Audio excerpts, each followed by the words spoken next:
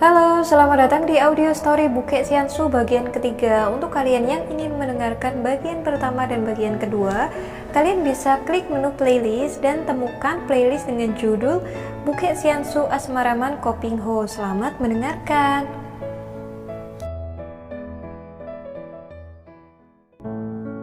Apa yang Lu Xiaobai katakan memang benar. Di antara Lu Xiaobai dengan Bu Tongpai tidak pernah ada urusan. Dan sekali ini, kami orang-orang muda dari Bu Tongpai juga tidak berniat untuk mengganggu Lu Xiaobai yang terhormat.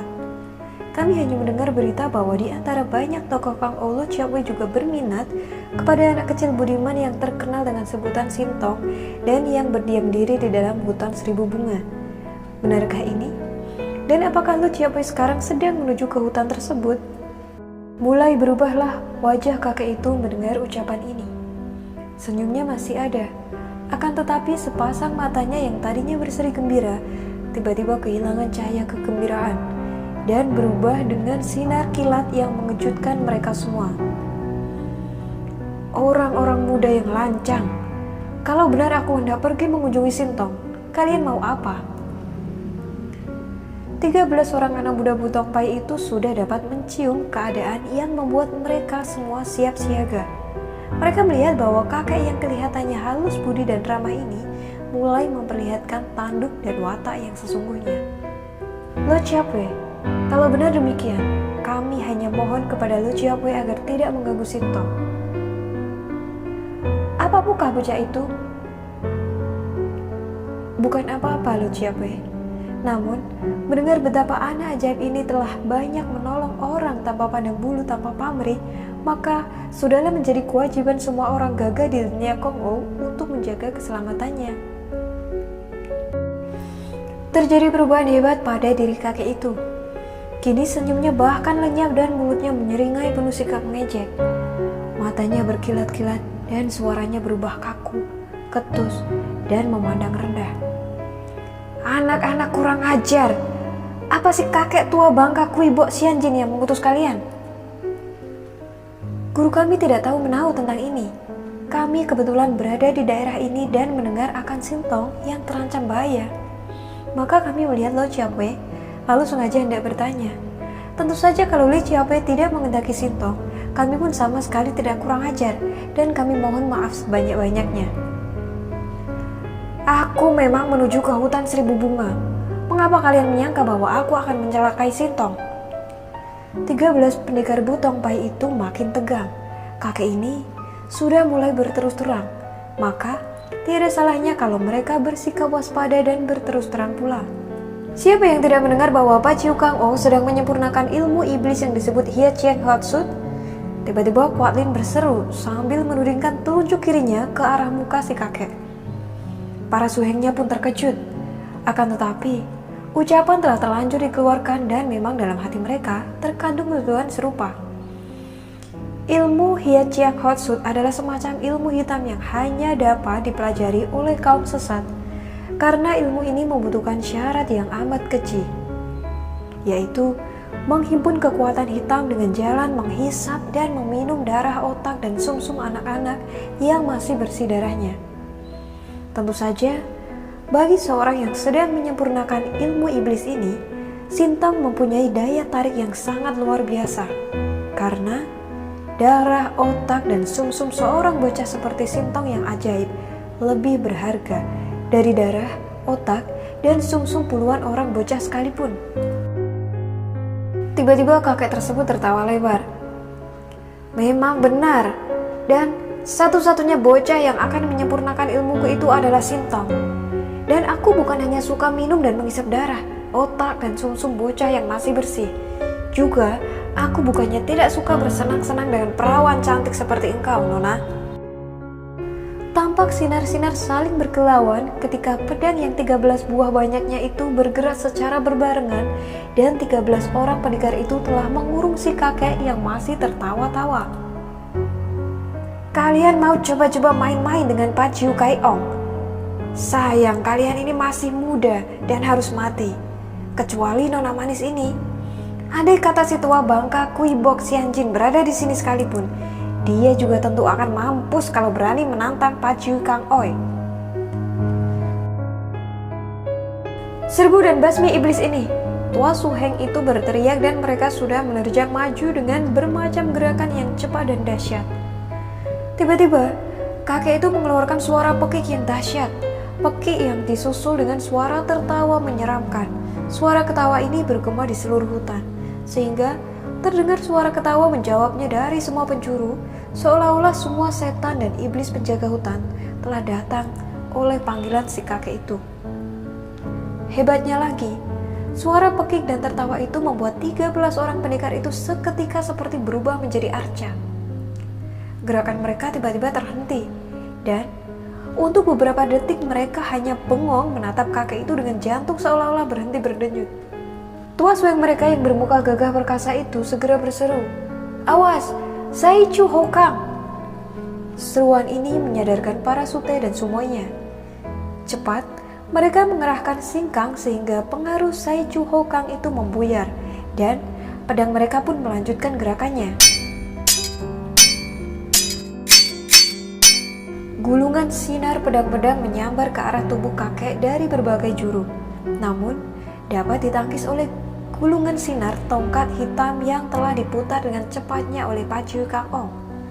Para pendekar Butong Pai itu terkejut ketika merasakan betapa telapak tangan mereka menjadi panas dan nyeri setiap kali pedang mereka tertangkis tongkat.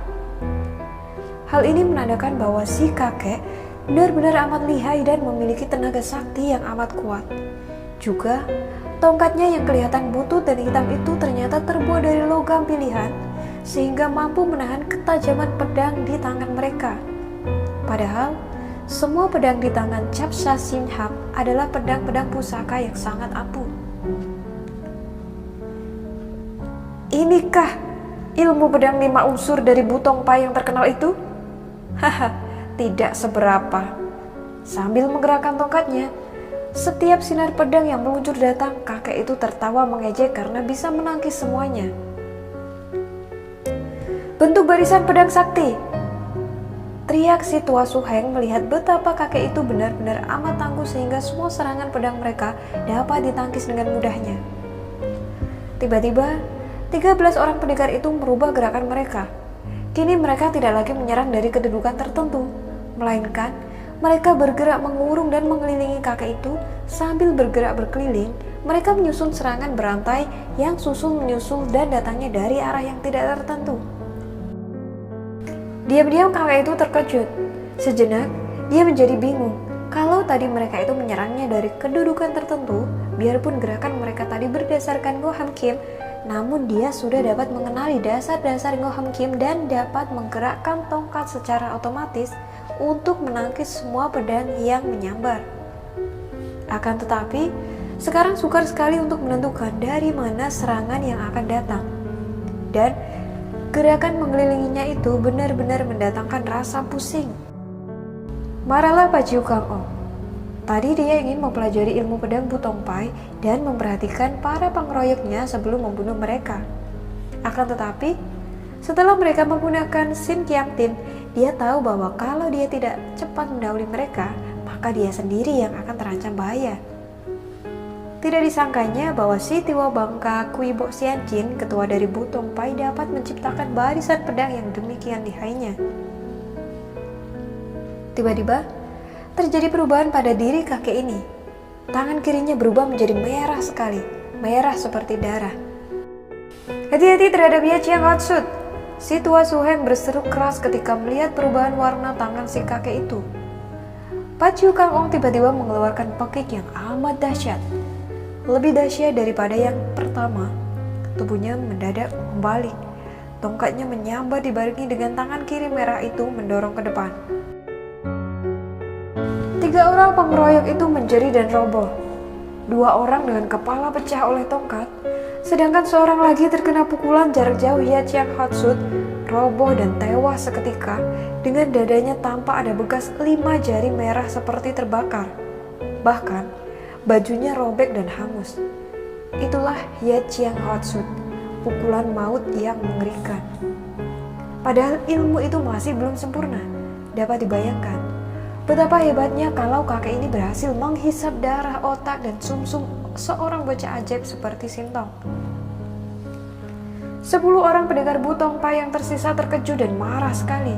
Mereka melanjutkan serangan dengan penuh semangat dan penuh dendam. Namun, kembali Paciu Kang Ong memakai dahsyat sambil bergerak menyerang. Dan kembali 3 orang lawan roboh dan tewas. Serangan ini diulanginya terus, tidak memberi kesempatan kepada para pengeroyoknya untuk membebaskan diri. 4 kali terdengar dia memakai dahsyat seperti itu dan akibatnya 12 orang di antara Cap Shasin Hiap dari Butong Pai itu tewas semua. Tewas dalam keadaan masih mengurungnya, dan yang masih hidup tinggallah Quat Lin. Hal ini memang disengaja oleh Paciu Kang Ong, dan kini sambil tersenyum mengejek, dia menghadapi Quat Lin. Dapat dibayangkan betapa perasaan Dara itu melihat 12 orang suhengnya telah tewas semua. 12 orang suhengnya yang selama ini berjuang sehidup semati dengannya, kini telah menjadi mayat yang bergelimpangan di sekelilingnya. Seolah-olah mayat 12 orang itu mengurung dia dan Paciu Kang Ong yang berdiri tersenyum di depannya. "Iblis busuk, aku akan mengadu nyawa denganmu," Quat Lin berseru. Tubuhnya melayang ke depan, pedangnya ditusukkan ke arah dada lawan dengan kebencian meluap-luap. Namun, dengan gerakan seenaknya kakek itu memukulkan tongkatnya dari samping menghantam pedang yang menusuknya. Pedang itu pun patah dan gagangnya terlepas dari pegangan Quat Lin. Dara itu membelalakkan mata dan melihat pandangan kakek itu kepadanya. Melihat senyum yang baginya amat mengerikan itu, tiba-tiba ia membalikkan tubuhnya dan melayang ke arah sebatang pohon besar. Quat Lin berniat untuk membenturkan kepalanya hingga pecah kepada batang pohon itu. Gadis ini melihat ancaman bahaya yang lebih mengerikan daripada maut sendiri. Maka, setelah yakin bahwa dia tidak akan mampu mengalahkan lawannya, dia mengambil keputusan nekat untuk membunuh dirinya sendiri dengan membenturkan kepalanya pada batang pohon. Tiba-tiba, bukan batang pohon yang dibentur kepalanya, melainkan perut lunak dan tubuh Quat Lin tahu-tahu sudah berada dalam pelukan Paciu Kang Ong yang entah kapan telah berada di situ, menghadangnya tepat di depan pohon. "Lepaskan aku!" Quat Lin berteriak, dan tiba-tiba tubuhnya dilontarkan oleh kakek itu hingga jatuh kembali ke dalam lingkaran mayat-mayat suhennya. Dengan langkah gontai, kakek itu tersenyum-senyum memasuki lingkaran dan melangkahi mayat bekas para pengeroyoknya, menghampiri Quat Lin yang sudah bangkit duduk dengan muka pucat dan mata terbelalak. Quat Lin telah tersudut seperti seekor kelinci muda ketakutan menghadapi seekor harimau yang siap menerkamnya. Perasaan ngeri yang luar biasa membuat Quat Lin cepat menggerakkan tangannya ke kanan. Dengan 2 buah jari tangan dia menusuk ke arah ubun-ubun kepalanya sendiri sambil mengerahkan singkang. Batu karang saja akan berlubang terkena tusukan jari tangannya seperti itu, apalagi ubun-ubun kepalanya. Quat Lin tiba-tiba menjerit ketika tangannya itu tertangkis dan setengah lumpuh. Ternyata kakek itu telah berdiri di depannya dan telah mencegah dia bunuh diri. Tongkat kakek itu pun bergerak beberapa kali dan seperti disulap, seluruh pakaian yang membungkus tubuh Quat Lin tercabik-cabik dan tercerai-berai, membuatnya menjadi telanjang sama sekali. Quat Lin menjerit, akan tetapi tiba-tiba seperti seekor kucing menerkam tikus. Sambil mengeluarkan suara tertawa menyeramkan, kakek itu telah menubruk dan memeluknya sehingga mereka berdua bergulingan di atas rumput yang bernoda darah para korban keganasan kakek itu. Quat Lin melawan sekuat tenaga, namun sia-sia belaka. Untuk membunuh diri sendiri saja sudah tidak ada jalan baginya. Untuk melawan pun percuma. Bahkan, semua jeritan tangis dan permohonan serta semua usahanya meronta-ronta tiada gunanya sama sekali. Semua usaha ini malah menyenangkan hati si kakek. Seolah-olah seekor kucing yang menjadi gembira dapat mempermainkan seekor tikus yang telah tersudut dan tidak berdaya, mempermainkannya dan melihatnya tersiksa dan meronta sebelum menjadi mangsanya. Selama 3 hari 3 malam, Quat Lin menderita siksaan yang amat hebat, diperkosa, dihina, dan diejek. Pagi-pagi sekali, pada hari ketiga, Quat Lin telah dalam keadaan lebih banyak mati daripada hidup. Dalam keadaan setengah sadar, rebah telentang dan tak mampu bergerak. Hanya matanya saja yang mendelik memandang kakek itu. Quat Lin melihat kakek itu mengenakan pakaian, menyambar tongkatnya dan tertawa memandang kepadanya yang masih rebah telentang dalam keadaan telanjang di atas rumput berdarah. "Sekarang aku pergi, anak manis. Aku telah puas dan kalau kau mau membunuh diri, silakan saja. Biarpun Kuat Lin berada dalam keadaan menderita hebat, kehabisan tenaga, hampir mati karena lelah, marah dan dendam tercampur aduk menjadi satu dalam benaknya. Namun, kebencian yang meluap-luap masih memberinya tenaga untuk berseru. Jahanam, sekarang aku harus hidup. Aku harus hidup untuk melihat engkau mampus di tanganku. Kakek itu pun tertawa. Kalau kau sewaktu-waktu merasa rindu padaku, datang saja ke Hongsan. Sampai jumpa. Kakek itu lalu melangkah pergi meninggalkan tempat itu, meninggalkan Kuat Lin yang masih rebah.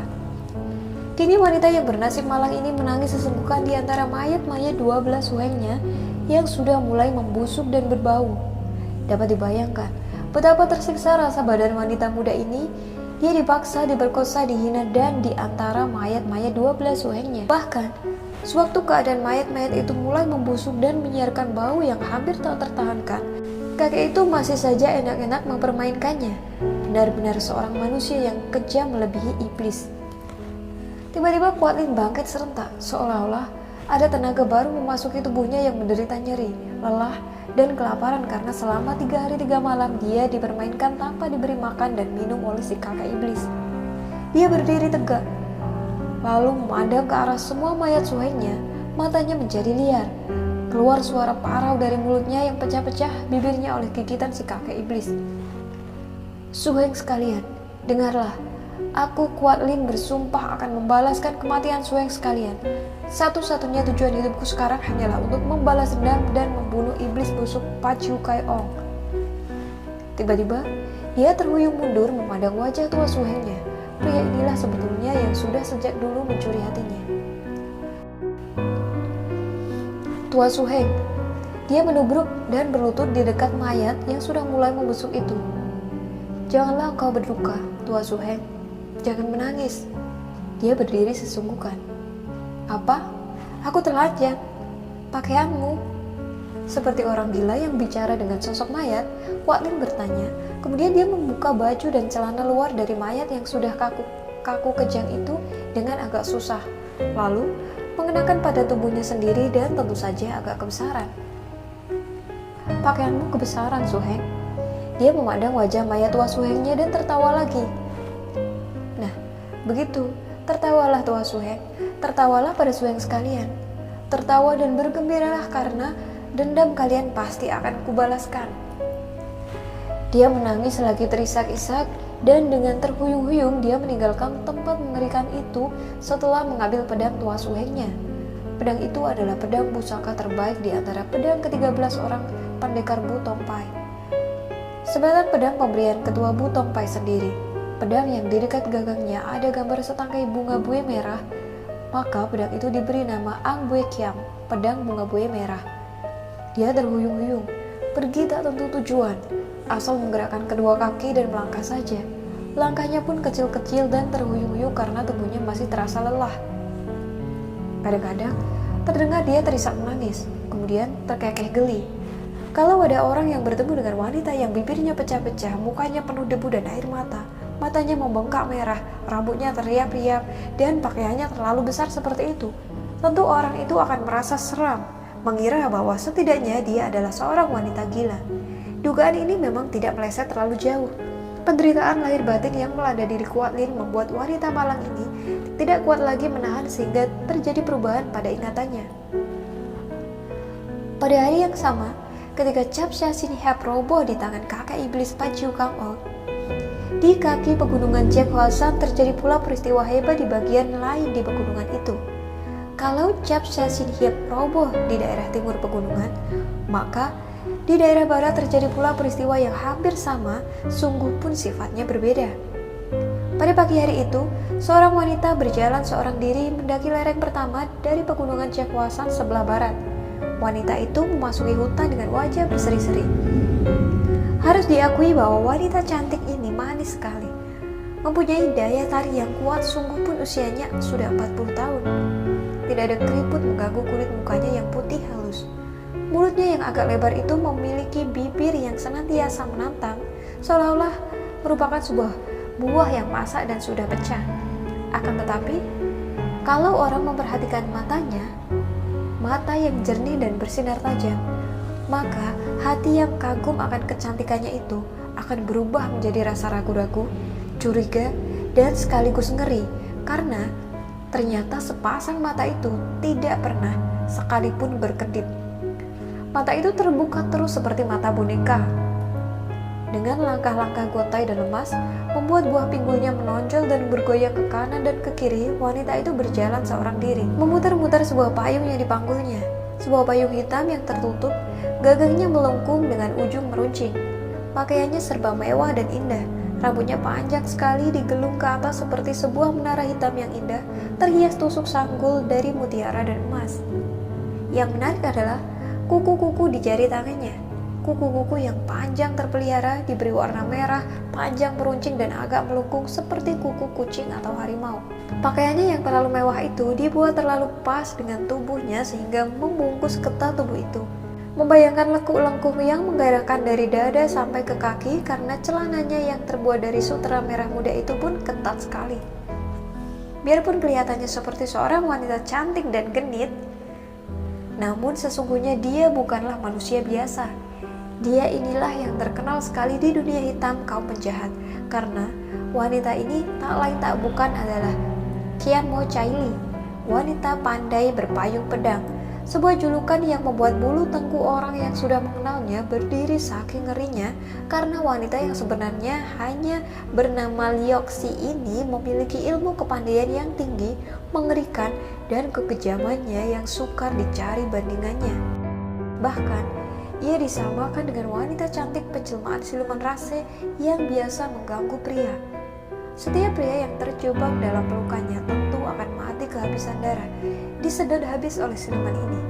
Tentu saja bagi mereka yang belum pernah bercoba dengannya, sama sekali tidak akan mengira bahwa wanita yang berlenggak-lenggok dengan payung di pundak itulah iblis wanita yang menggegerkan dunia kaum O dengan perbuatannya yang luar biasa.